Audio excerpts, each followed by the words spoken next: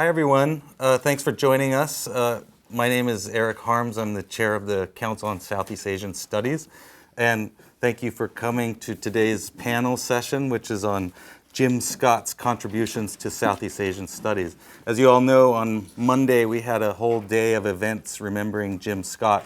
But you also know that Jim had major contributions to Southeast Asian studies, to the Council on Southeast Asian Studies here at Yale. So I decided that we would use one of our famous brown bag slots to talk about Jim's contributions with a specific focus on Southeast Asian studies. So I myself am a scholar of Vietnam. I'm the chair of the Council on Southeast Asian Studies. But more importantly, I feel like I've been the lucky recipient of the wisdom of Jim ever since I joined the faculty at Yale in 2008. Now I'm just going to introduce our fellow panelists and the structure that we're going to have. I'm going to read their names in alphabetical order, but we'll go through this direction as we go. So as I mention your names, just raise your hand so people know who you are. Thompson Black, over here, is Senior Executive Editor for Science, Medicine, and the Environment at Yale University Press. She's collaborated with Jim Scott on 3 of his books, The Art of Not Being Governed, Against the Grain, and In Praise of Floods, and oversees the Yale Agrarian Studies Series. The series has included many books on various topics in the field of Southeast Asian studies. Authors in the series include Michael Dove and Christian Lentz, among others. Bradley Davis, Brad, is a historian in Vietnam who works on borderlands, uplands, and multicultural spaces. His first book, Imperial Bandits, connected the resistance strategies of ordinary people to state violence in 19th century China and Vietnam, and his current work focuses on the multi-species environmental history of Vietnam, as well as the cultural history of Southeast Asian uplands. Michael Dove is a member of the first cohort of Jim's Agrarian Studies postdoc program, co-taught agrarian societies every year with Jim and colleagues for his first decade at Yale, and has published multiple times in Jim's Agrarian Studies Series at Yale University Press.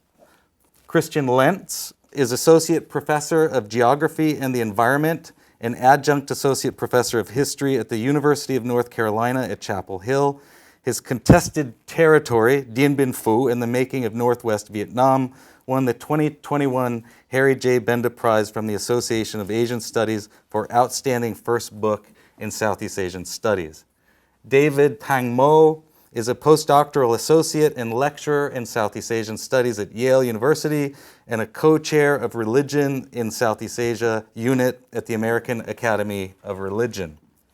Nancy Lee Peluso is a scholar of forest politics, agrarian change, and land use change in Southeast Asia, and was until her recent retirement the Henry J. Vaux Distinguished Professor of Foreign Policy at the UC Berkeley.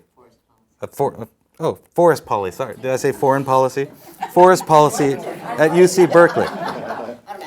She taught at Yale in the 1990s before taking up a position at Berkeley in 1996.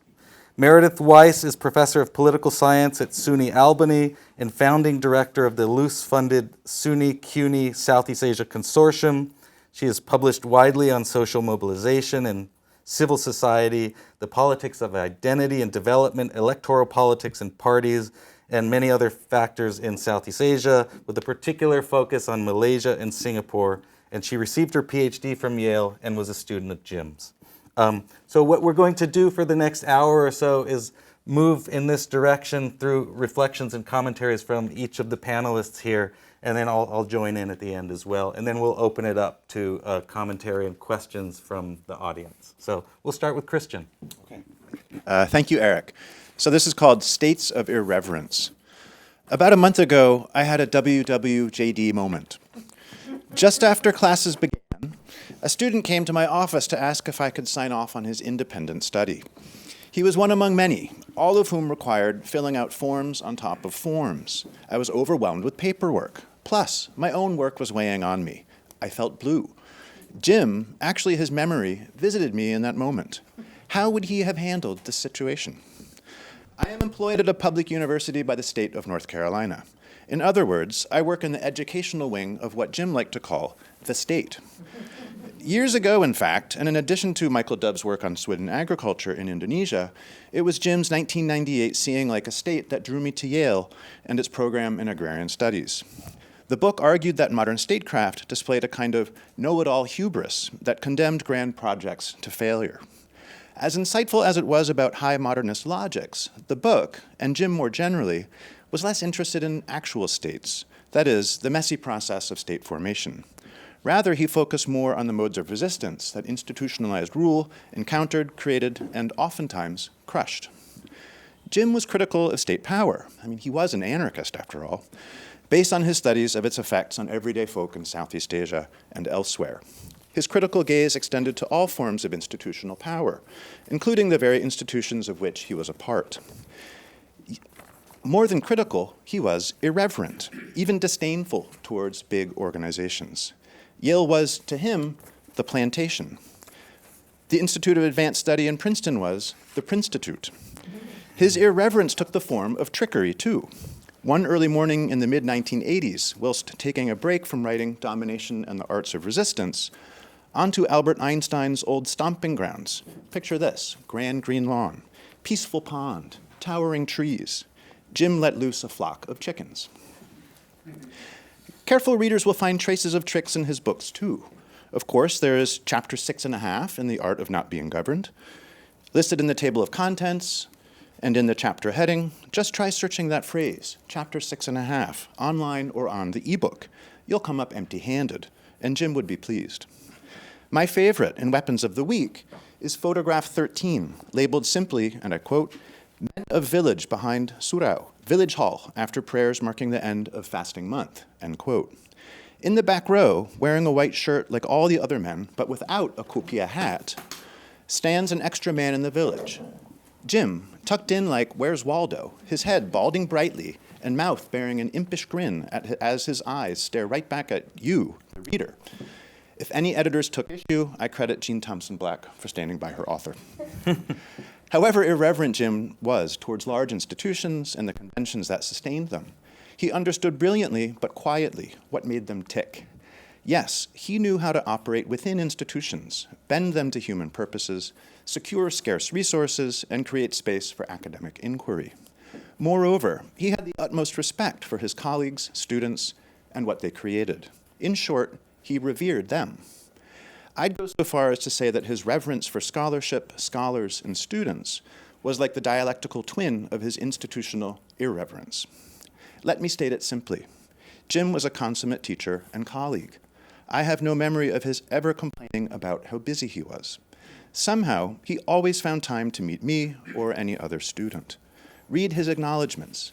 Even other scholars who treated him poorly or misrepresented his work did not earn his ire. Rather, he wrote generously about their debates and what they helped him learn. Even as a teacher then, he was always a student, learning from his peers, colleagues, and students, even as he created space for them to flourish, whether in the program in Agrarian Studies, the Council on Southeast Asian Studies, at the campus farm, or elsewhere. In so doing, he built a community of scholars that is still with us today. Now, returning to the student that hectic day in my office, what would Jim have done? Perhaps that's the wrong question now that Jim is no longer with us. Rather, let's ask, what did Jim do? Well, he always did the right thing by his students. So that's what I tried to do too. I signed the form, wished my student well, and set him off on a learning journey. Who knows? That student may return and teach me something too. Like Jim, if not in a much more minute way, I did my best to keep the scholarly community in motion.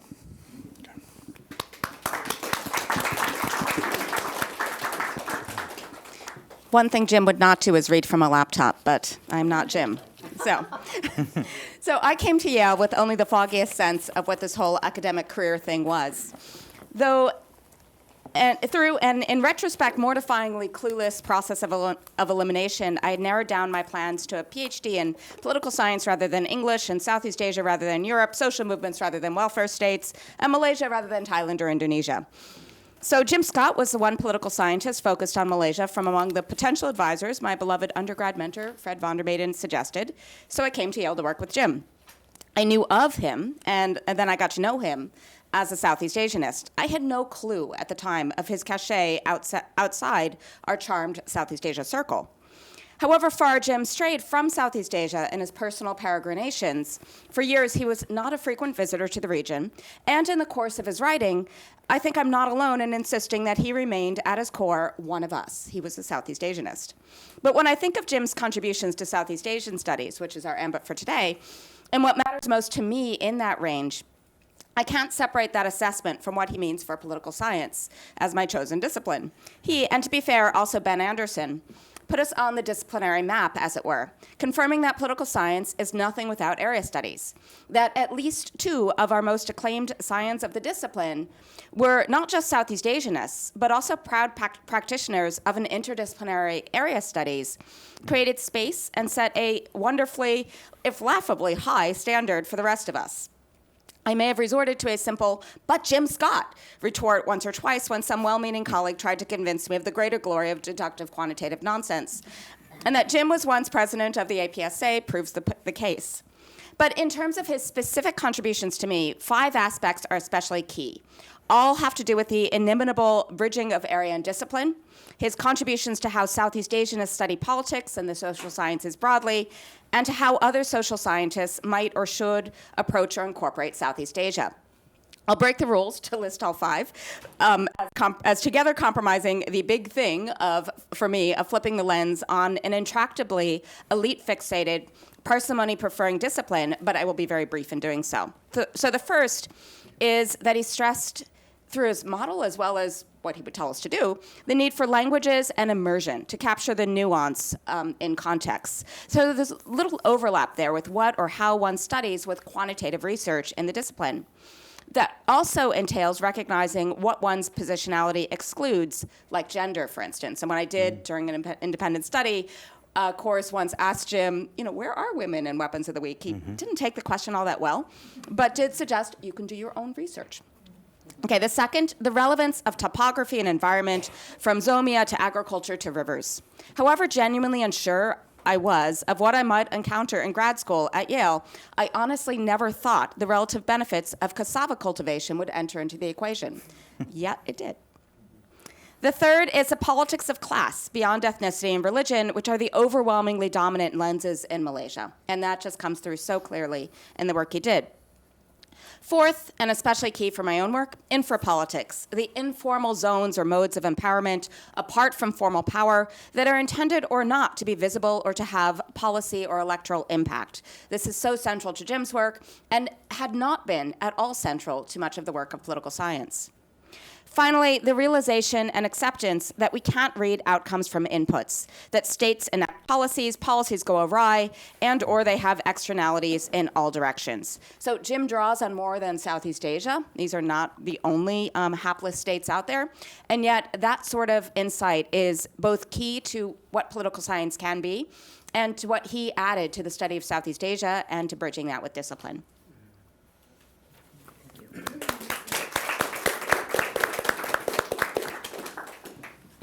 Thanks.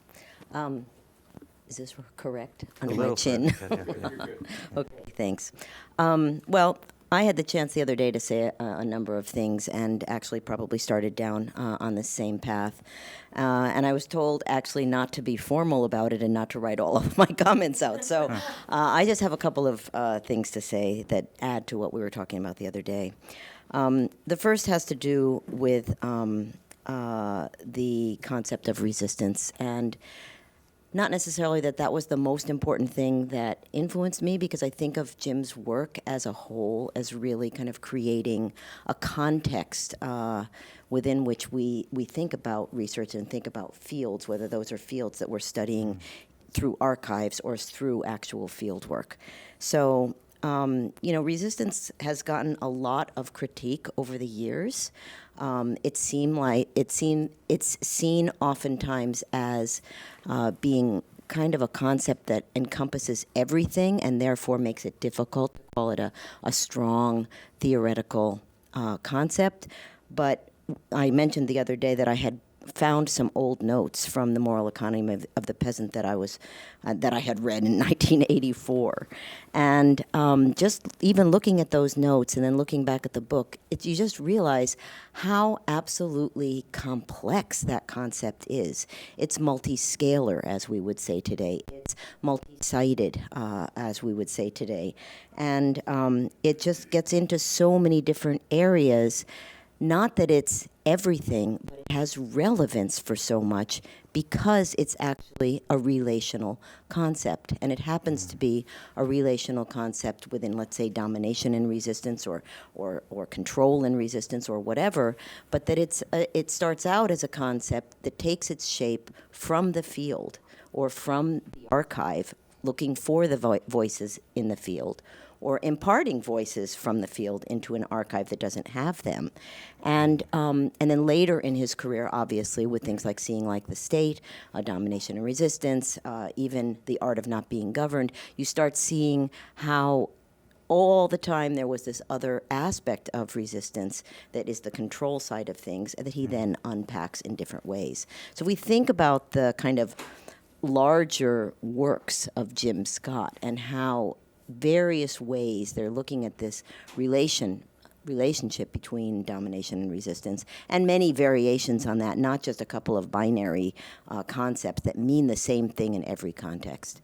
That it just brings us to a really important point. I guess the second thing that I would have to say is that the whole idea of how the Agrarian Studies program worked here. As I mentioned the other day, when I moved to Berkeley, immediately with a collection of other scholars that don't work on Southeast Asia, but I think of Jim as kind of bringing the Southeast Asian stuff to a larger kind of cultural history approach, an approach that is not numbers-based, that maybe today we would also call narrative nonfiction, what you were referring to earlier about this whole kind of, it changed political science. And when you think about Southeast Asian studies and political science of Southeast Asian studies, you can't not think about that method. He was not the only person who wrote narratively about his ethnographies of power that are at these different levels of analysis, and then writing about it in a narrative way. I mean, E.P. Thompson or Raymond Williams, they're not working on Southeast Asia, but he's bringing the Southeast Asian enaction of that into that larger global conversation. So, and then the Agrarian Studies program itself actually puts that into action among scholars as well. Okay, so that we designed our program in the same way in environmental politics.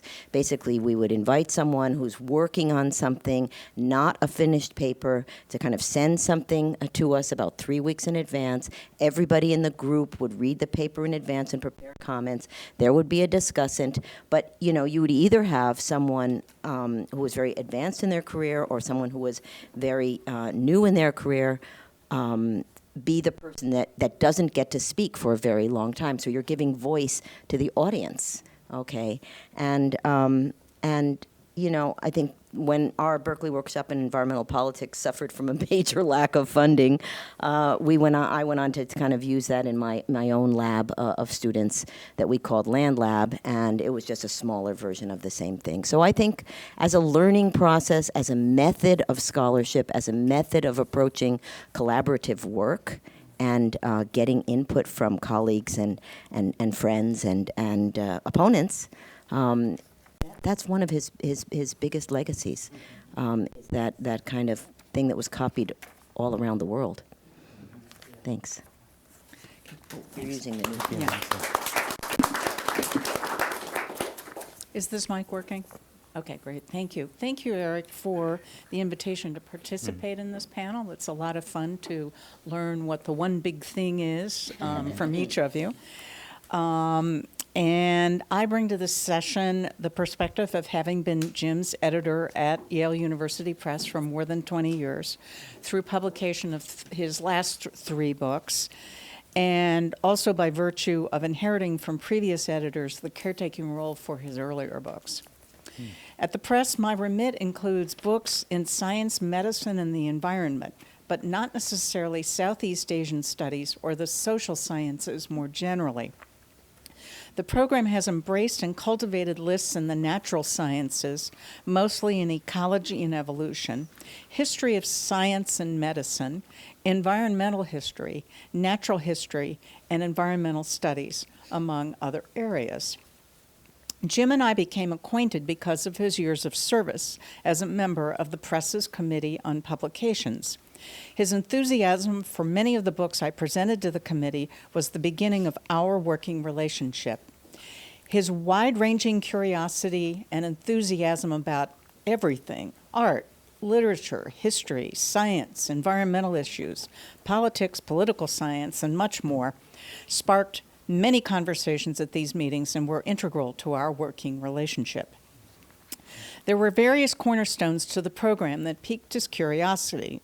One was an interest I had in environmental philosophy, and in particular books that considered people, community, and place.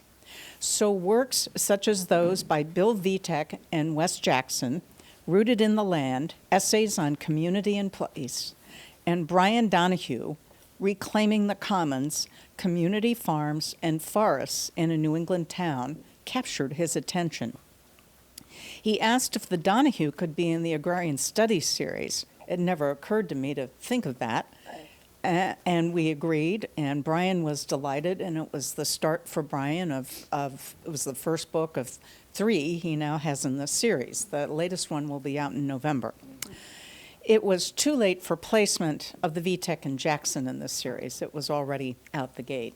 And Jim expressed regret that he had not caught it. The definition of biological diversity that I embraced for the program is one developed after conversations with Tom Lovejoy. It included not only the classical definition of the variety of life on Earth at the level of genes, species, and ecosystems, but also cultural and linguistic diversity. One book relevant to this program strand caught Jim's attention, and it was the Encyclopedia of Historic and Endangered Livestock and Poultry Breeds. At that point, I think I was unaware about the farm and the chickens. So Jim happily invited inclusion in the series of that book. And so the series grew and books were added to it. Another topic of great interest to Jim, which then also was reflected in titles added to the series, was environmental history. He loved and appreciated the natural history books, including all the field and reference guides on birds and plants. His interest in them was insatiable. He admired the work of the geomorphologist Ellen Wool, who published 2 books with the press, Disconnected Rivers and Virtual Rivers. And he actually acknowledged her early work in those first 2 books as inspiration for In Praise of Floods. So, to bring this home to the study of Southeast Asia, more projects came along for the series that in many instances addressed issues relevant to this part of the world. Books by Christian and Michael are 2 such examples. Other examples include, and these are books further back in the list now, and this one's not in the series, but Jim loved it, and it's Vietnam, A Natural History by Eleanor Sterling and colleagues at the American Museum of Natural History. Sterling, by the way, was also a recipient of the Wilbur Cross Medal in 2016. Another example is the massive works by G.E. Rumphius, the Ambonese Curiosity Cabinet and the Ambonese Herbal, which were translated and annotated by E.M. Beekman. So the synergy that was going on here was, one of the best parts of my job is I'm always learning something new. And I certainly did not have a lot of educational background in Southeast Asian studies, but every time something came along that was relevant, I was ready to embrace it. Jim was enthusiastic, and I was a perpetual student. So, is there or was there one big thing in these examples? Jim's interests were wide-ranging and eclectic. We first found common ground in our mutual fascination with biological diversity, natural history, and environmental philosophy.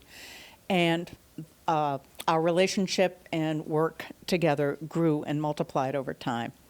It's already well known and discussed that he would transcend traditional discipline boundaries.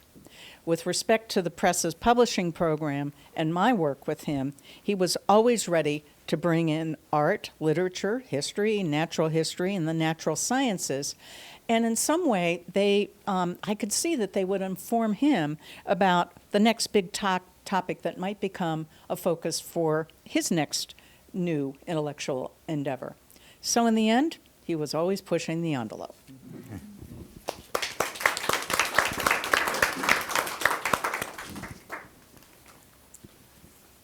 Thank you. Like Christian, I have a classroom anecdote. During my first decade at Yale, I had the opportunity every year to co-teach the Agrarian Society's class with Jim and other colleagues, as Eric noted. Sometimes one of us would take the entire lecture for a given week. Other times we would all take a part of it. So on one of the latter occasions, I was sitting next to Jim, awaiting our turn, while one of our colleagues spoke. I had on the desk in front of me my own lecture, on which I had labored arduously for several days. Jim had a number of pages from a yellow legal pad with notes on them in longhand. But as our colleague spoke, I noticed that Jim set aside these notes and started writing on a fresh pad. It slowly dawned on me, with a combination of amazement and perhaps chagrin, that Jim was writing a completely new lecture as we sat there, based on a new train of thought that had occurred to him as we listened to our colleague. He finished this by the time it was his turn to speak. A half hour later, arose and delivered, of course, a wonderful lecture. I think what I observed in that half hour was this ineffable quality that made the Agrarian Studies program what it is. This was Jim's preternatural ability to get out of one's own silo and relate to the thoughts of others, to construct not a solitary scholarly argument, but a conversation, one not inhibited by conventional boundaries. His directing of not just the Agrarian Studies course, but the colloquium, the postdocs, the book series, I think all represented this sort of conversation involving students, researchers, and readers taking place both within Yale and in the wider national and international community, as Nancy noted. The program became a model for similar efforts at many other institutions, all worthy, but all lacking what we had here, which was Jim. We no longer have Jim, alas, but we have his program, now ably led by Libby and Shivi, and at the press by Jean, and still, I think, propelled by this wonderful legacy of together following ideas wherever they may lead us, unconstrained by time, place, discipline, or, except for us mere mortals, the normal constraints of a lecture hall with the clock ticking.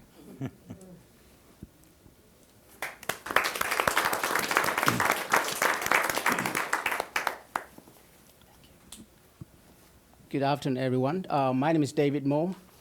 It is such an honor to share a panel with these senior Southeast Asian scholars. Obviously, I'm the youngest person here. And also, I'm honored to be the last mentee of Jim from Burma, a country of his first love, in his own words. There is always a saying, we first got to know scholars through their writings, and then we meet them in the flesh. That applies to my life and my relationship with Jim Scott. I first got to know through his writing, of course, as my colleague said earlier. So I sent him email in 2009. Dear Professor Scott, I am from Burma. research interest in religions, politics, and this ethnic conflict. And I engage your work.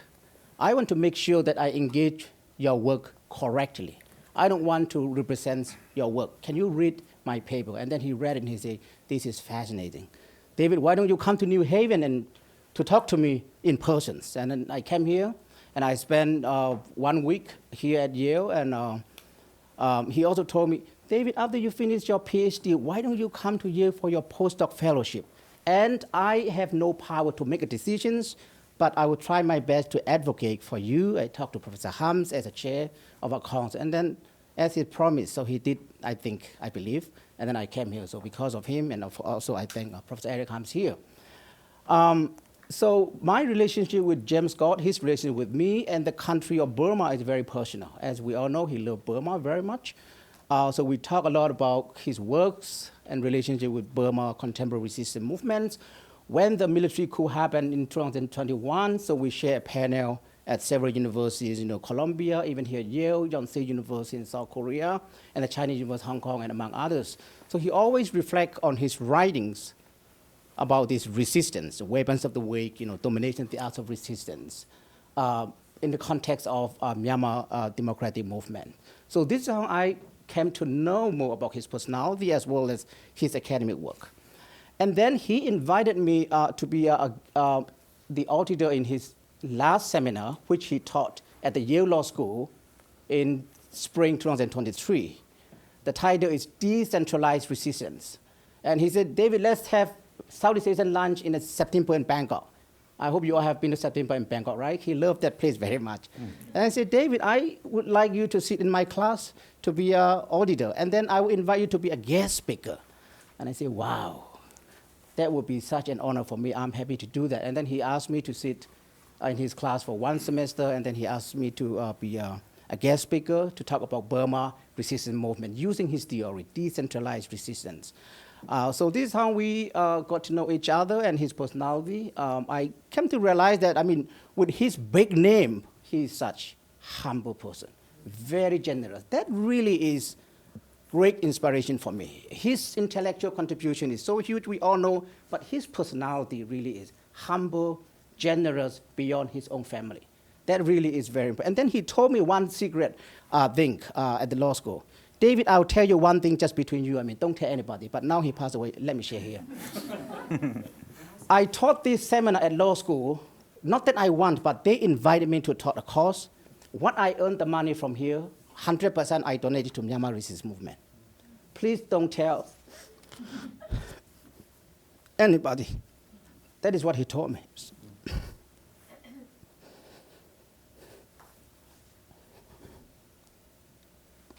Sorry. So that is his generosity for the country of Myanmar. And then he passed away on the 19th of July. One day before his passing, he gave me a goodbye phone call. And his daughter Mia was there, and he shared with me about how much he loved and cared for Myanmar, even at the end of his life. That really is who James Scott is. So if I share his academic contributions, I might repeat some of the things that you all guys have shared here. I really admire his theory of resistance. It's not just a general concept, but what he called everyday resistance. He even said most resistance in the world is not about protest, but everyday resistance. So here in the US and other democratic countries, it's easier to do a protest because freedom of speech and it's safe so far. But in a country like Myanmar and other undemocratic countries, dictatorial countries, it's not easy to protest in public life. What he used the term is everyday resistance, both hidden and public resistance. That really is simple, but very profound. And I can see this how it's working in Myanmar today, because it's not safe to protest in a public life against the military, but his theory of everyday resistance in terms of both public and hidden resistance, very meaningful. And that really his huge contribution to Southeast Asia study. And another thing is The Art of Not Being Governed. In his book, if you read it, he used the term Zomia. I am that person. So Zomia is the persons coming from the hill villages of upland Southeast Asia. That is me. So that is really story book. So when I read it, Jim, well, actually I didn't call him Jim, but he asked me, David, you need to call me Jim because we are colleagues. It took time to call him, Jim from Professor Scott, because coming from a culture where we highly respect someone who has a big name. So David called me just Jim because we are colleagues. I told him, Jim, the word you use, Zomia, that is me. So I'm Zomia here.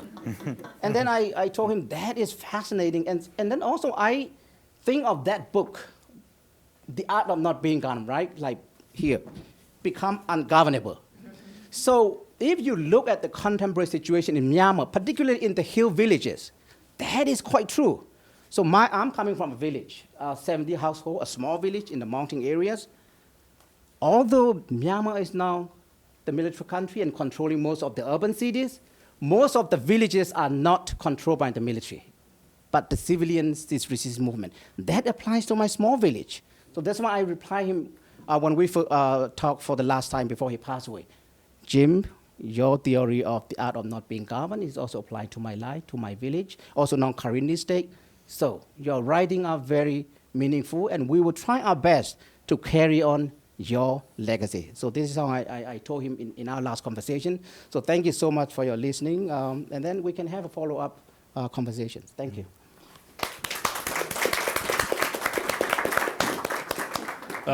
Thanks. So like you just suggested, my relationship and my connection to Jim began through writing and reading. And then he was an excellent example of the counter-argument to that old saying about never meet your heroes, for me at least. So with the time I have, I'd like to focus on some personal things, but also something that I pulled from Jim's work that has been very meaningful to my own work.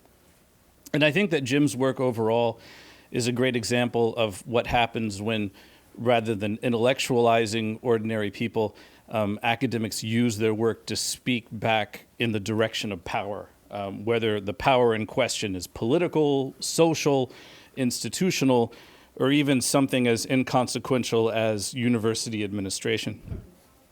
An early lesson for me as a teenage undergraduate came with reading Jim's exchanges with Samuel Popkin, which requires no introduction to anyone here. This is a well-known dialogue that was once summarized to me by another political scientist, Joel Migdal, with the rhetorical question, well, who still reads Popkin anyway? And as a historian, I know that I should pick apart the details whenever there's an argument among social scientists, and I do have a historian's skepticism about big claims. But what this lit in me decades ago was a spark that pushed me towards Southeast Asian studies and towards a relationship with Southeast Asia. That spark sustained me in graduate school at the University of Washington, and it also sustained me in the field, where I adopted an approach that put written sources into dialogue with ethnography, which I should say is probably the most important move that I stole from Jim's work. He didn't invent this, of course, and he would have never have claimed to have invented it, as with Zomia, which he would have never have claimed to have invented. But the eloquence and the depth and the unyielding probity of his interdisciplinary ethnographic approach opened up wide pathways in my own work. And really, I think this is one example is the story of how he shared the publications of his work with the Malay communities who made it possible when he was doing his work. And just some personal examples here. In 2006, I was in the middle of writing my dissertation when I was invited to give a talk at the Southeast Asia Council at Yale. And after the talk, I received out of the blue an email from Jim, which was pretty shocking for me, apologizing for having been out of town. And he also asked me if I might have a look at some chapters of a book he was writing on Southeast Asian uplands at the time. Since I was currently, he said, working in this Zomia place. So this began a friendship that continued until very recently, sadly. And as with reading his work as a young student, I can't really imagine my own work without that relationship, especially when we disagreed, which happened. As I was finishing my PhD, I began work on the literary culture of Mian Yao communities in upland Southeast Asia. And this put me on a head-on collision course with the fractal chapter in The Art of Not Being Governed, and sort of opened up a space of disagreement with Jim. And over email, somewhat organically, this argument about forgotten scripts or reclaimed scripts gave birth to several exchanges. And he said, "Brad, that's great. Now go write your own book." So I did, and I am, and I'm probably going to be doing this for as long as I can. And that honestly really tracks with Jim's insistence on multiple perspectives, methodologically, but also I think it explains his generosity in terms of mentoring and in terms of working with others. He was kind enough to give opening remarks at a book launch event for my first book in 2017. When I was a visiting fellow at Agrarian Studies, Jim emailed me in several paragraphs to explain how much he looked forward to having a, quote, co-conspirator in Southeast Asian studies and anti-authoritarianism around. And my own talk for Agrarian Studies, which pulled on some work I'm doing about the environmental history of Vietnam, helped shape my writing on non-human life.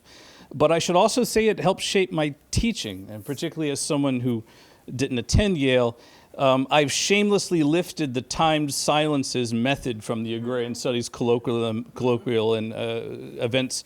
I've applied it to my own classes, basically playing Rancière's ignorant schoolmaster to good effect and forcing students to speak. Jim's generosity was pervasive and it was seemingly omnipresent. Just a very short example of a small little administrative infelicity that will be familiar to anyone connected to Yale happened to me as my agrarian studies term was ending when I had to return books to the Sterling Library and get a new, more restrictive card for borrowing materials. When I mentioned this to Jim over lunch, this led to a series of emails where he vented his outrage on my behalf. And to me, this was as sure a sign of comradeship that you might get from even such an esteemed scholar. So Jim constantly engaged in the praxis-infused, go and get your feet dirty project of researching Southeast Asia. And I think for historians, and as the historian here, this was really a clarion call to stay restless in the archives and to remain curious about living, breathing people in the hills and valleys outside, and even non-human people.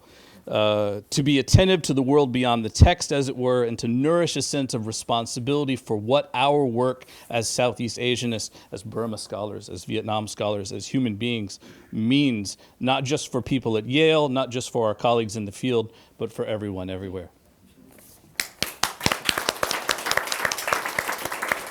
Thank you, Brad. Am I okay with just this microphone? Yeah. Thanks, everyone. This has been really quite delightful to hear all these remarks. So I'm speaking as the chair of Southeast Asia Council, but also as a colleague since I started here in 2008. And there's just so many levels in which I could talk about Jim's contributions. I could talk about the way in which this council exists because of the work he did to secure lasting funding that, and setting a model for all the colleagues about how to steward that funding, to place emphasis on the scholarship first, not the fancy pomp and circumstance. Later, and through that time, his editorship of our Southeast Asia Council monograph series. We've heard this love of learning and talking about books and all of these different venues and reading, but he also would go to bat for authors to bring out esoteric, fine-grained studies that wouldn't get published in other places, or controversial works by Singaporean dissidents that would go on to become kind of bestsellers for our council. And he would go to bat for knowledge and scholarship in a very serious and important way. His leadership of the Association for Asian Studies, so he was an anti-state person, but when he was called upon to do the work that would build something that was necessary, he would stand up and do that leadership and use his brilliance to do that. And then the constant presence in our Brown Bag series. This is one of the most distinguished scholars at the university, and he would come almost every Wednesday and sit right there in our Brown Bag series, engaging with authors before he had to run off to teach agrarian studies. And you could remember he would say, it seems to me. He would often interject, right? And then go on a fly to transform somebody's thinking, give them some nuggets of wisdom that they would carry on and use to develop their work, right? So there's all these levels that I could talk about. But I want to talk about weapons of the week because I think it's really what has been transformative for Southeast Asian studies in all kinds of ways. And I wanted to reflect on what Nancy Peluso had said in the Wilbur Cross lectures the other day. She was talking about, on Monday, she had mentioned about the acronyms that you can derive from all of these. And I started laughing in my seat as I was listening because you mentioned WOW is the acronym for Weapons of the Week. And I used to use that in my syllabus. I teach a course called Modern Southeast Asia, and there's a week in there that's called Wow Southeast Asia, right? And we read the book, and because it's a Southeast Asian Studies course, we can read the whole book, not just the preface, like many scholars do. And the thing that I just want to say, what is so wow about that book? The book is published in 1985. Right? And any of you who teach courses, you're constantly thinking like, okay, it's time to move a book out of the syllabus. I need to freshen up the syllabus. But every time I teach that book and I try to think of an alternative to replace it, I realize that it's one of the freshest books in the syllabus despite being published in 1985. And one of the things that I just want to talk about, and I'll get to some aspects of the landscape of resistance as a kind of idea for thinking about resistance, but one of the things that happens with my students in that class, so this course is called Modern Southeast Asia. It's meant to be an introduction to Southeast Asian studies. It's taught in the anthropology course, but it's meant to be multidisciplinary. It's inspired in some ways by the kind of Southeast Asian studies that Jim promoted. There's literature, there's poetry, there's political science, there's economics, there's the occasional ethnography if it's a good one. Right? But it's driven by the ideas, and the way the course works is about the ideas. And one of the things I do in that class is I have this thing, it's called Rip from the Headlines, and I ask students to write blog posts throughout the semester where they comment on things that are in the news. And I want them gradually through the semester to apply ideas from the class and start interpreting the news using these great ideas from Southeast Asian studies. It's often very difficult. They can do very good descriptive blog posts, but once they get to wow, all of a sudden all of their blog posts start to be interjected with this idea of everyday resistance, right? And it's everything. And it's so modern, it's a new thing. It's LGBTQ plus movements in Indonesia and how they're enacting resistance in the face of, anti-queer politics in that country. Sometimes it's about food politics, or it can be about a Thai rap group that is resisting authority through rap music and those kinds of things. But Weapons of the Week, wow, it gives people this language in all of these different things which are so fresh to constantly re-enliven Southeast Asian studies. And so in some ways, what the book does, it actually offers me a kind of gateway drug, I like to think of it, to Southeast Asian studies and to theorizing about what's happening in contemporary Southeast Asia, right?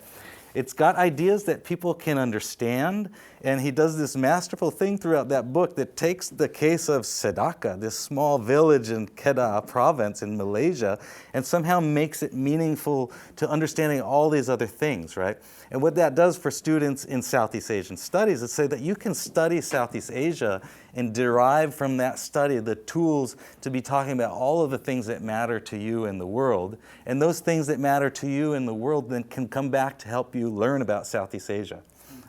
It's very amazing to think about how that book does that.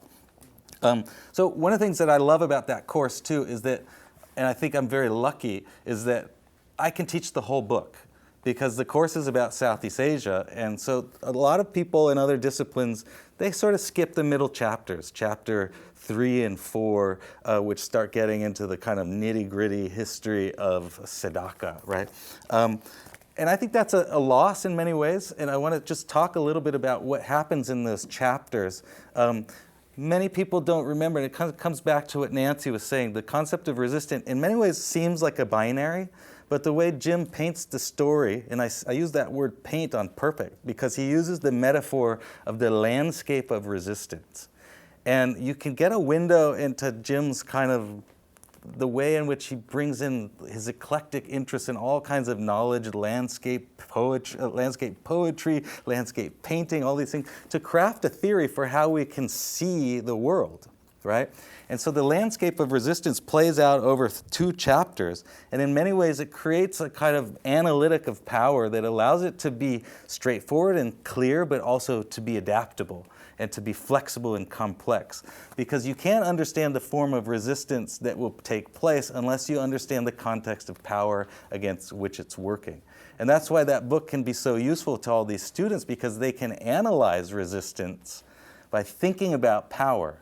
And they are forced to understand that landscape. So the landscape, it has a background, which he describes in chapter 3, which is the basic contours of the post-colonial state and the economy.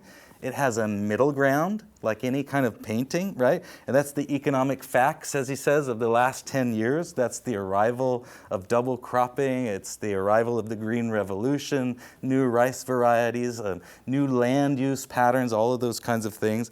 And then chapter 4 is the foreground, which is the kind of classic ethnographic description of daily life in Sedaka. The thing that's so brilliant about this landscape metaphor is that it brings everything into a single picture, like a painting, right? A masterful painting, but it allows you to see it all at once, but also to recognize that there's these different layers that you have to pause and study to understand it, right?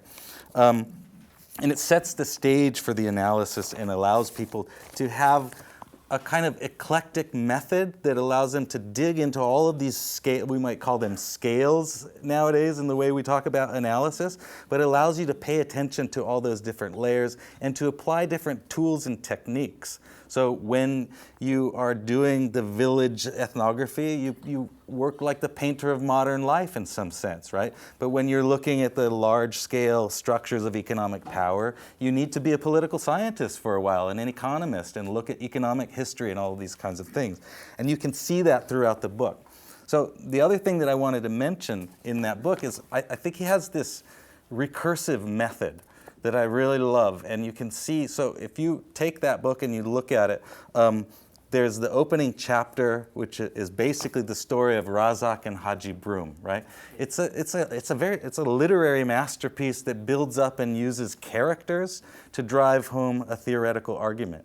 But if you open the book to page 92 and you look at table 4.1, there's a table that has, I forget the exact number of people, but it goes 2 full pages and on to a 3rd page, and it's just a list from poorest to richest of all the people in the village, right? That table is saying the same argument that the story about Haji Broom and Razak is telling, right? He's taking 2 methodological approaches. One is just a list, right? And showing and they're named people, and you can see if you go back and you look at that list, you will see that there's Razak on one end and there's a Haji at the other. It's not Haji Broom, but it's the actual name, right? So what I'd like you to think about is this recursive method, right? And to think about how that's a model for bringing in all of these. We talk about multidisciplinarity, but we also think about the way in which we can make the same argument in different ways that mobilizes different forms of evidence to make the point in a way that will be accessible and make sense and satisfy the quest for evidence from people from all kinds of different disciplines. One other place you can see it, just turn to the photograph section, and you will see you'll see a whole list of photographs. Christian mentioned one photograph, right? But you'll see 2 photographs at the beginning. One is a picture from a mountain that looks along the Muda Plain where Sedaka was located on the coast, and it says Straits of Malacca to the left, and it says fields, and it says dark lines indicate linear villages, right? But that itself is a landscape painting, and the subsequent photograph is village path. Even there, in the juxtaposition of those 2 images, you see this kind of recursive method about talking about the different levels in which you need to do this, right? So how does this relate to Southeast Asia? Later on, when we're talking about wow, Southeast Asia, and we're using these ideas, we can look at all of the different forms of power that are in operation. We could talk about Ben Kerkvliet's book, who was a student of his. We could talk about how peasants transformed and deconstructed collectivization through this kind of everyday politics model. But if we're reading Ben's work and we're talking about Tul Sleng and the Cambodian genocide, the modes of resistance are going to be obviously absolutely very different than what it means to transform collectivization from within, right? The mode of power is going to transform how you resist. And so despite all the critics of seeing that resistance is everywhere, I think Jim had built in this model for thinking about different kinds of resistance based on where you are and who the power holders are.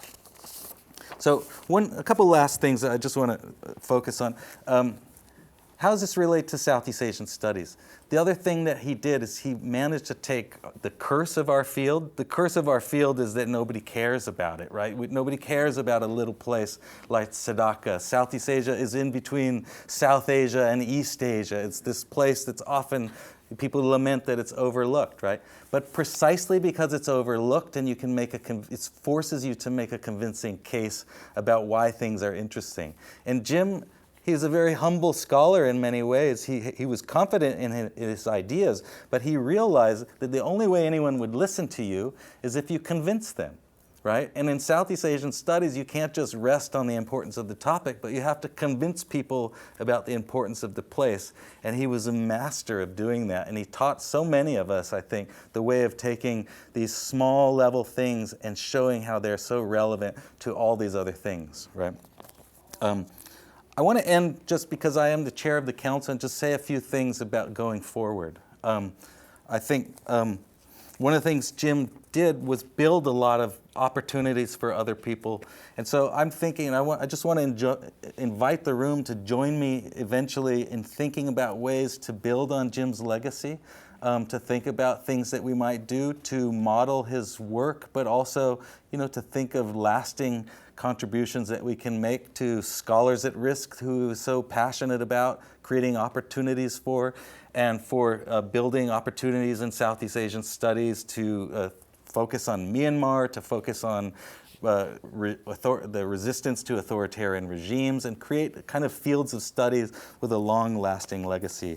And there's just one last thing that I want to share with all of you is that I have come into the possession temporarily and hoping to get it into the Beinecke eventually, but I do have a collection of Jim's notebooks that were written during the fieldwork period from Sedaka, and they're dated. There's 52 notebooks. They're all written on notebooks about the size of Yale Blue Books, but instead of Yale, it says Universitas Sains Malaysia, and it's from 1978 till 1985. The whole period of the research, and then obviously the book was published in 85, so a return back to the region after the book was published, right? So my dream is to make a kind of teaching module that allows people to see this research and to read the book and to be able to build and see the depth and the quality of his research. There's 52 notebooks, right? A lot of people think that scholars are just geniuses, right? But the work and the labor and the care that goes into that ethnographic research, I think, is really important and needs to be preserved. And so I want you all to know that I'm working on that. Another thing that he had was a large collection of his reading notes that he took while reading other people's books, which shows the care and love of other people's research. One of them is on Pure Guru's magisterial work, and it's like 18 pages of single-spaced handwritten notes, right? And so a lot of people think that scholarly magic just happens because of the grace of whatever. But it comes through hard work. And one of the things that Jim did was he constantly worked. He paid attention to other people's work, and he built from that work to kind of weave together new ideas. But he always called attention to the work that other people were doing. So I think that's the kind of thing I'd like to hope we can continue doing into the future. So thank you. So at this point, I'd like to open it up for questions. People, if you have questions about some of the things that we've said, but if you also want to just reflect on things that came to mind as you were talking, and we can also invite panelists to reflect on each other as well. But when you do speak, we have a microphone because we would like to record this, and hopefully we can capture some of your words.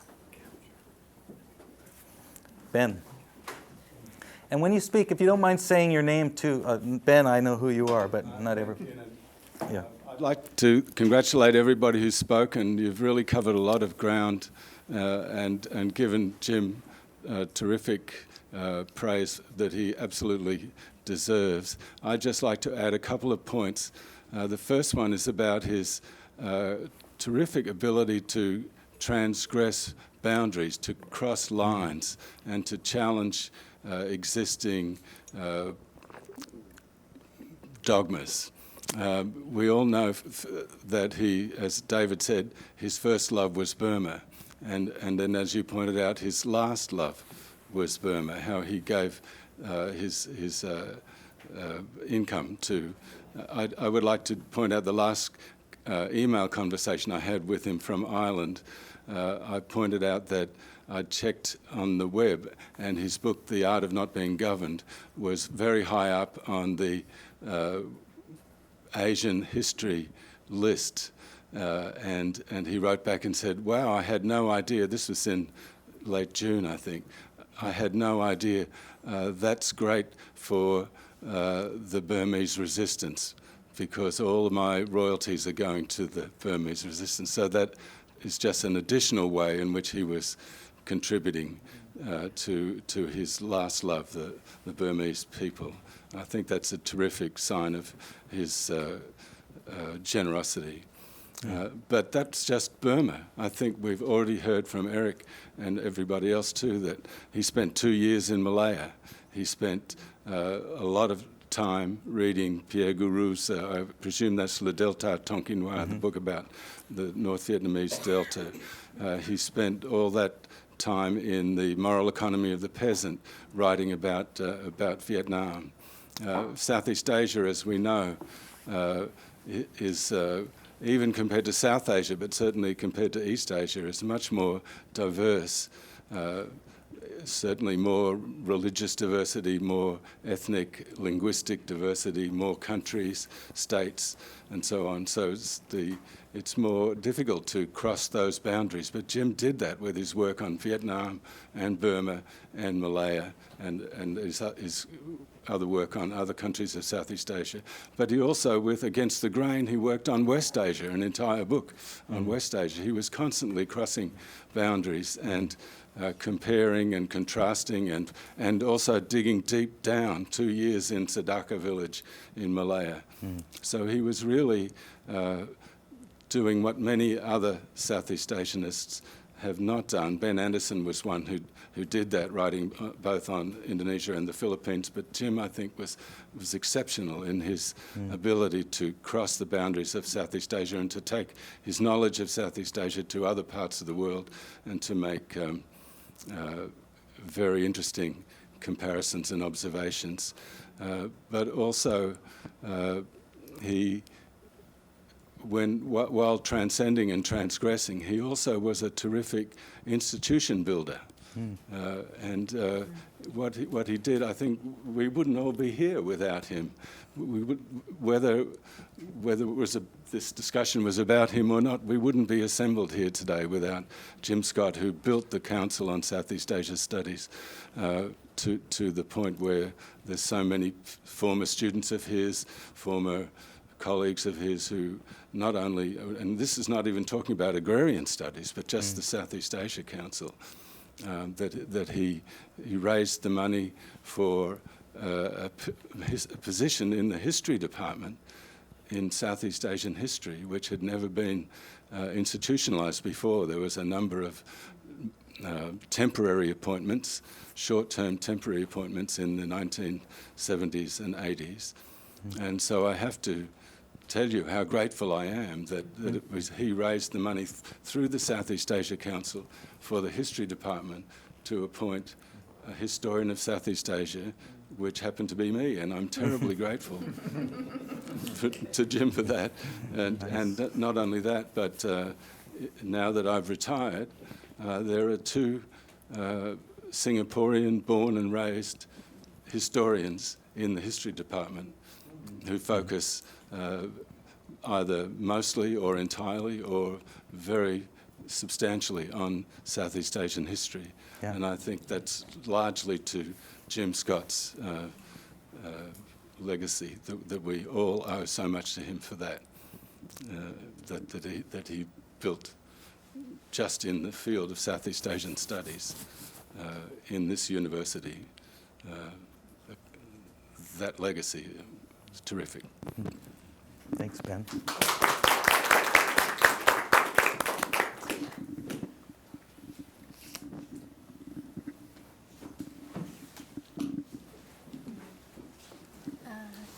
Hi, everyone, and thank you for the panelists for sharing the amazing legacy of Jim Scott.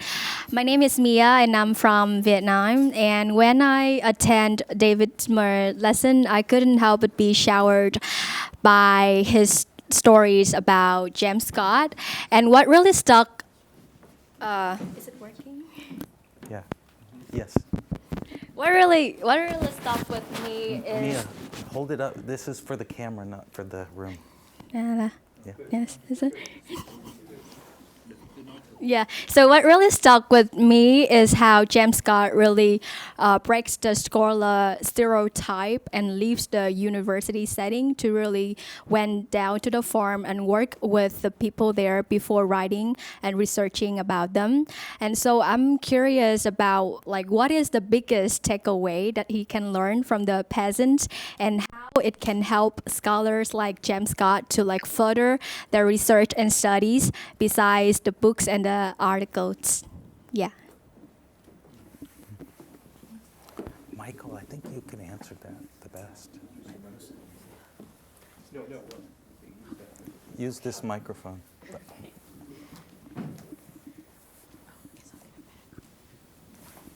The biggest lesson from studying the peasants.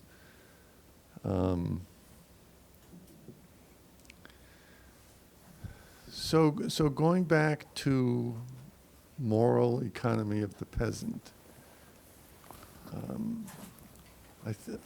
one of the takeaways I took from that work was this this struggle to keep a foot in a subsistence sector and a foot in the market sector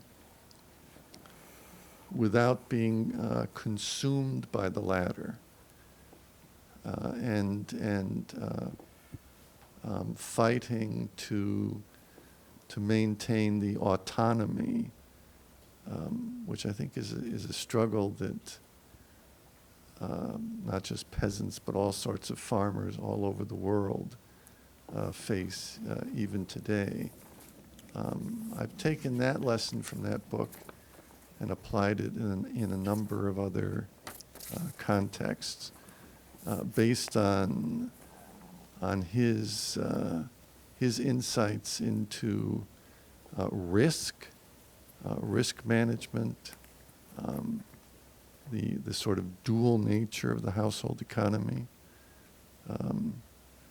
But that's only one of really countless lessons that I'm sure we all drew. I want to add one item to that. Mia, one of the things that we learn in anthropology, but I think that Jim did even better than most anthropologists, is to use the act of doing research to allow yourself to be changed by what you learn in the process, right? And if you look at Weapons of the Week, there's one thing that's the very first line, actually, where he says, like the left-wing romance with wars of peasant revolution, often fixated on these kind of revolutionary moments, right? But you have to also look at the context of the time where he's thinking, like, what's going on? Like, it's 1985, right? The Vietnamese peasant revolution has led to some unpleasant consequences. A lot of people are leaving by boat for a reason, right? Pol Pot didn't turn out so good, right, with his peasant revolution, right? And so scholars need to react and learn how to change the way they think about things, right? And that's not a problem. It's just what you do as you learn, right? But I want to add one more to that, right, from the actual research in Weapons of the Week. I was curious, and I looked up, because in the introduction it says he had an NSF grant, and there's a number. It's 7802756. So I looked it up. What was the title of the grant? The title of the grant was called An Empirical Study of Culture and Peasant Passivity. Not a very exciting title, right? It probably wouldn't have sold as many books. But what that indicates to me, right, is that in the world of kind of political science and peasant studies at the time, they were thinking, like, why are peasants passive, right? And so that's a question to ask. But when you do field research and you realize, actually, the so-called passivity is a kind of front stage protective mechanism, concealing, like the act of doing the research allows you to change. And so the book isn't about peasant passivity, it's about the opposite, because that's what the field work showed, right? And I think that is how I would want to answer your question too, is that like people do different things in their lives than what they say, right? Thank you. Yeah, go ahead. Well, he often says this, right? He's interested in these peasantry studies mainly because most of the people in Southeast Asia are living in the rural areas, countryside. That really is the first motivation for him to study his peasant studies. And he is trying to put the voices of those, the grassroots farmers, at the center of fresh academic discussions. He often said, whether he agree with them on every point or not, but he just wants to learn how do they understand their relationship with power in the village, in a small village. And so he talked to the rich separately, talk to the poor, the farmers separately, and then they bring their different or similar voices together. This is how he's doing his research. So I think that really is relevant to our Southeast Asian studies, because most of the people in Southeast Asian studies are living in rural areas. And not just his academic interest, but he himself is living on a farm here. You see, if you visit his house, that is his life.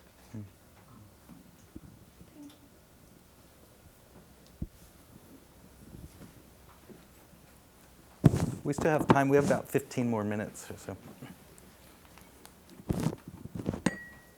I'll offer an anecdote. Yeah. This follows on from your bringing up that Jim was donating quite generously to the Burmese cause. And the press pays its authors royalties once a year toward the end of March. And Jim would always call me along about January, or he'd send me an email. No, he would usually call me, and he'd say, okay, Jean, could you please ask the royalties department to give me a rough idea of what my royalties will be this year, because I'm planning ahead for how much I'm going to donate to the Burmese cause. And it was like clockwork. End of January, beginning of February, he would show up with this question, and I would go to somebody in our royalties department and at least get him a ballpark number.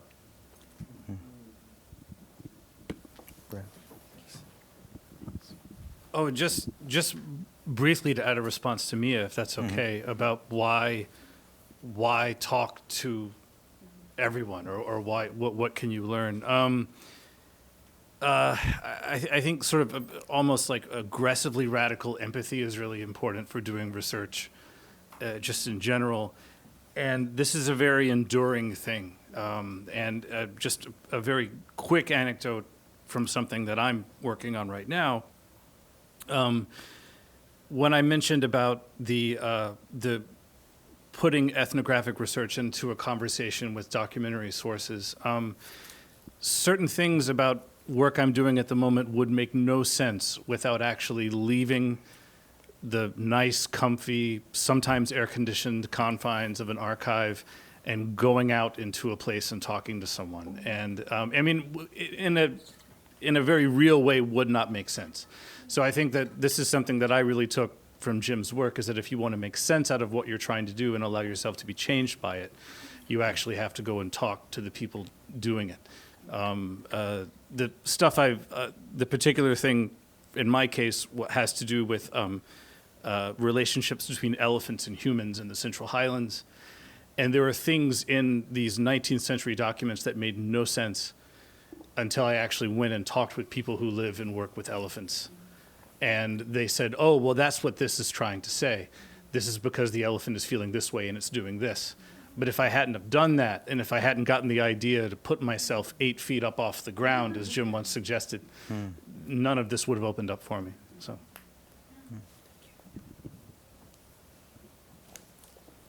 We have a question here too. Oh, great. Hi, everyone. I'm Judy. I'm an undergraduate student and a student of Professor David Moe. So in a way, James Scott is my grand mentor. So I got to meet him twice, and it was a very wonderful experience. First time being over Zoom, and he handled it very well. We kept dropping connection, but he kept joining back on, so it was great. And then the second time was at the Burmese scholarship workshop in the spring last year, and I was actually able to meet him in person. But he gave lectures on both days, and I thought it was very enlightening, and I loved his everyday forms of resistance theory, specifically because Professor Moe made us read it in class, but then we could also ask the author what he thought about it, so he gave us a lot of insightful comments and jokes. So someone asked, are these everyday forms of resistance impetuses for larger organized revolution? And James Scott said, no, these everyday forms of resistance are themselves revolutions. So these small actions are revolutions in themselves. And he brought this up because a lot of his critics in the field, because he's an anarchist, were very critical of him studying peasants and studying these piecemeal struggles because they're not surmounting to actual revolution. And they thought he was abandoning his revolutionary tendencies.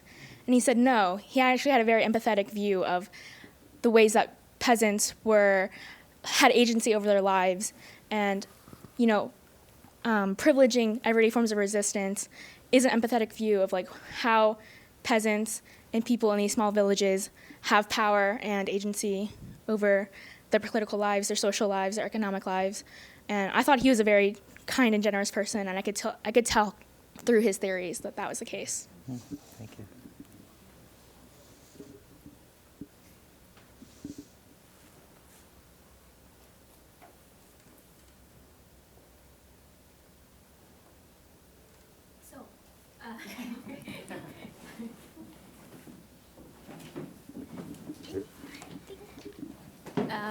I'm just so curious about going into the fieldwork thing because it's really meaningful to me. So I just want you to help me clarify what insights you take away from working with elephants.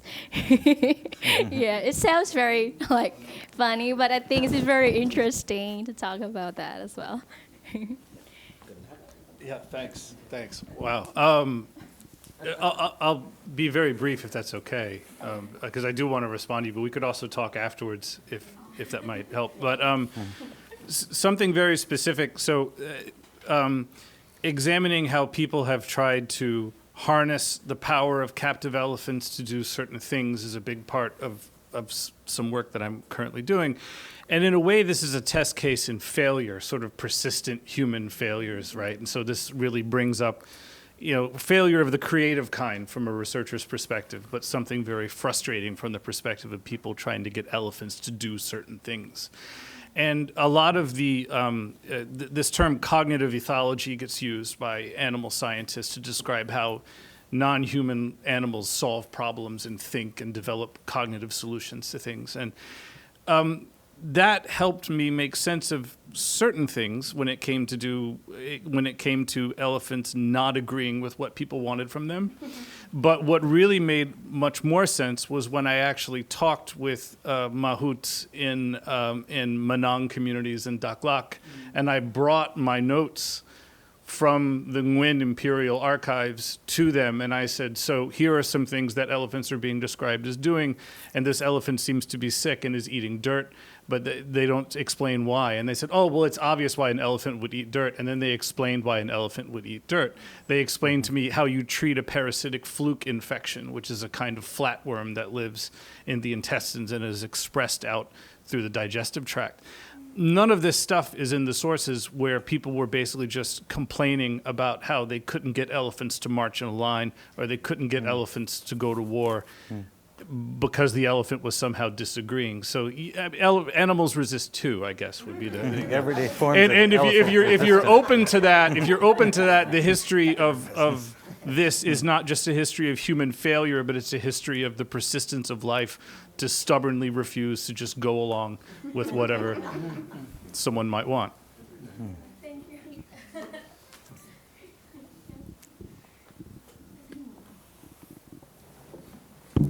We have one more question here. And then this may be the last question just for sake of time, but if someone else has one, raise your hand and we'll squeeze it in. Okay, thank you very much. My name is Jin Yuan. I'm a fellow at Macmillan Center, and I'm doing my PhD at the University of Tokyo, Japan. And my supervisor in Japan translated the art of not being governed into Japanese. So I just want to say Professor Scott's work really influenced so many countries, so many areas. And in our class in Japan, we many of our students not really studying on Southeast Asia. Like some people are studying on like international development or about poverty or about environment. But Jim's idea is so. I think his idea provide us such a powerful tool to rethink about developmentalism in the East Asia, and also how to rethink about the landscape of state power. So I guess my question is, why do you think Professor Scott's idea can be so universal? Why his idea and concept can travel across so many different countries and disciplines, and how for future early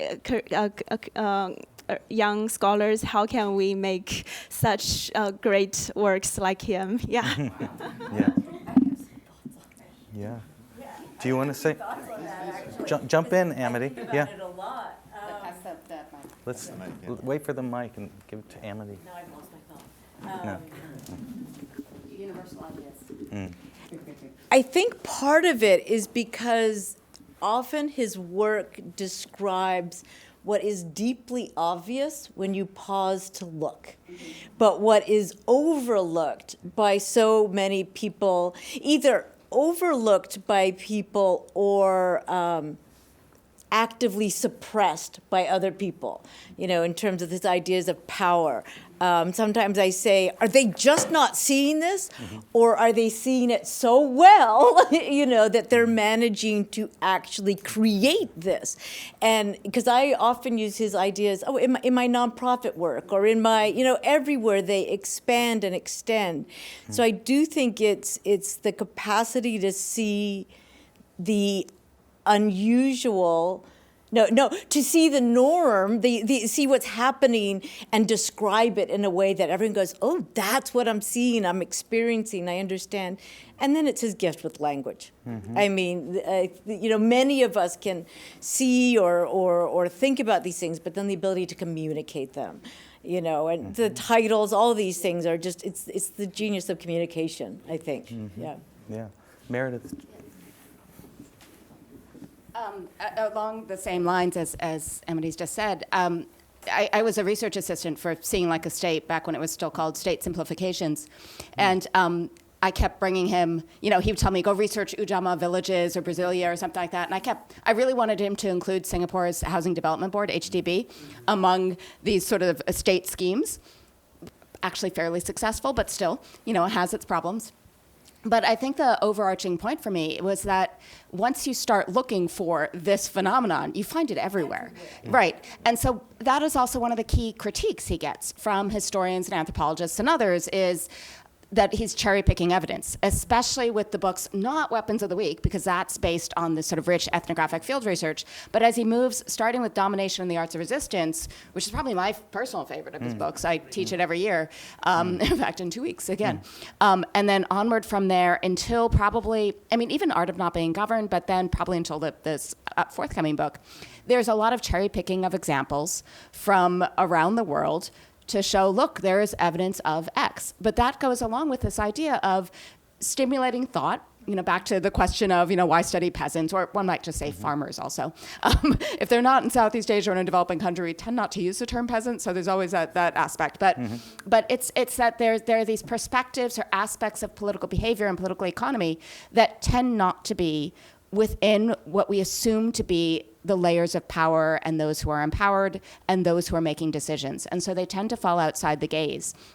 Or to look at the implications of policies, not just in terms of formal policy feedback mechanisms, but how they are received and then transmuted on the ground, for instance. So all of those aspects that may not be the usual focus of attention for scholarship. They're not, as Jim would always say, also we've all heard this, that if the peasants are in the archive, they've done something terribly wrong. That there's a legal case or something like that, but some of it also has to do with the research method itself, which is why I see that idea of embedding oneself on the ground as being so central to what he did and how he gained that perspective of these are things that are obvious to anyone on the ground. And I know for myself, doing my own research, this has been so often it may just be me, but debilitating at times issue of, I think what I'm saying is really very obvious. Yes. That anyone who lives in Malaysia knows this to be true. Why am I writing it down and taking credit for it? But it's how you knit that within a larger literature and you use that to stimulate other ways of thinking and theorizing, or at least so I tell myself. But yeah, there's such a resonance, and that's really, I think, part of his goal in writing those, or was part of his goal in writing those works that he did. Plus titles. So we're basically out of time, but there was one comment in the back. If you could make it as a comment rather than a question, then we can, it was genuinely a question. Oh, okay, but you can share the question, and then we will take it to lunch with us, if you don't mind. Hi, my name is Jules. I'm a first-year environmental student at the Yale School of the Environment. And my question is that since Jim Scott's focus has been on the agrarian communities and subaltern communities, and you panelists being anthropologists and political ecologists and other social scientists, how has working with Jim Scott, being mentored by him and or engaging with his work sort of inspired you or sort of given you insights in terms of how to engage with the communities that you want to work with, how to build rapport with them? Yeah, I'm just curious to know if any of that. Oh, okay. Awesome. Thank you, Amity. Yeah. Can I give a really brief, super quick thing? I'll say something brief too, and also Nancy had to leave to get you. So my very brief response to that would be that. Sorry. Would be that two things. One would be that when I was once as a grad student invited to speak for the CIA, and I was petrified. I thought, what does it mean that they want me to talk to them? But it was just a paper I'd given at AAS, on Islamic politics. And so Jim's take was, you should do it, but just don't change anything you say in hopes of a repeat invitation. So part of it was this idea of sharing what you have with people you think might actually benefit from a better perspective. But the other thing that I took from him, which was less a direct admonition, but just my sense of how he performed his work, was that your chief audience, especially as a Southeast Asianist in the US where nobody focuses on Malaysia, or Southeast Asia broadly for the most part, was that anything that I was writing, I had to feel comfortable with the audience there hearing. And so always presenting my work for any group in Southeast Asia that wants me to talk about X. So some of that is really this idea of recognizing that your chief interlocutors are also your chief audience, or can be, and that there's not some hierarchy of here's the scholars and here are the subjects. Yeah. And I work in urban settings, and the lesson, I think, is that no matter who you meet, there's somebody you can learn from. And I think that's something that we've learned in all of these discussions, whether it's a scholar from a different background, a person who comes from a different discipline, or someone when you're doing field research, who is not interested in your topic, but is an interesting person, right? Take them seriously and you will learn something, right? And it will change the way you view the world. And that's a lesson that I think we could all learn, especially in institutions that tend to be very exclusive, right? And be places that have a lot of gatekeeping devices. I always like to think that Jim wasn't a gatekeeper, but he was the guy who stuck his foot in the gate as it was closing to let other people get in too, right? And so maybe we can use that as a metaphor to think about his contribution in a broader sense. So. Or don't stay in your silo. Yeah, don't stay in your silo. So we're at time now, but thank you everyone for coming. It's been a real delight.